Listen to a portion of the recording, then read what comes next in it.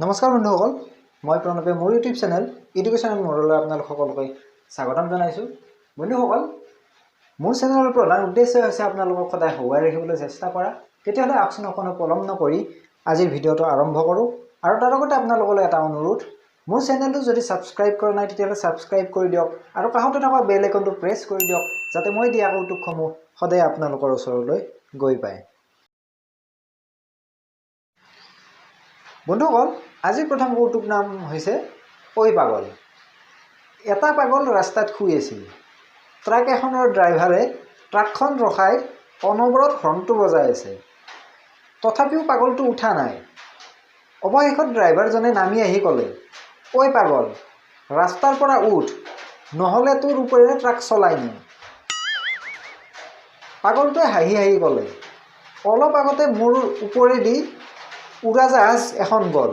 তাতে মোৰ একো নহল আৰু ট্ৰাকখনেৰে কি হ'ব নুঠুম যা Another one. আজি দ্বিতীয় কৌতুকটোৰ নাম হৈছে হাৰামজাদি এগৰাকী মহিলালৈ এবাৰ এজন পুৰুষৰ ফোন আহিল মহিলা হেল্ল' হয় কোন ক'বচোন পুৰুষ আপোনাৰ বয়ফ্ৰেণ্ড আছেনে মহিলা আছে পিছে আপুনি কোন পুৰুষ মই তোৰ ককায়েৰ আকৌ ঠিক তেনেদৰে আৰু এটা ফোন আহিল মহিলা হেল্ল' হয় ক'বচোন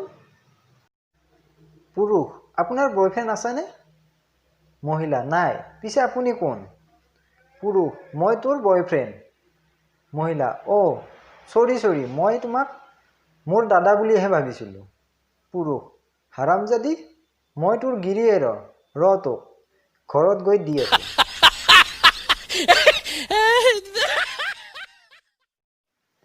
বন্ধুসকল আজিৰ শেষৰ কৌতুকটোৰ নাম হৈছে কেনেকুৱা লাগিছে এজনী ছোৱালীয়ে ফেচবুকত ফটো আপলোড কৰিছে এনেদৰে মোক কেনেকুৱা লাগিছে ফ্ৰেণ্ডছ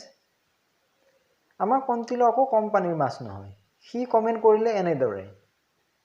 তোমাৰ মা দেউতাই 10-15 হাজাৰ টকা খৰচ কৰি মোবাইল কিনি দিছে যেতিয়া একেবাৰে কম দামৰ মানে 100 টকীয়া মান দামৰ এখন আইনাও নিশ্চয় থাকিব সেইখনতে চাই লোৱা আমাক কিয় সুধিব লাগে ভুটনি আয়ো লগে লগে ব্লক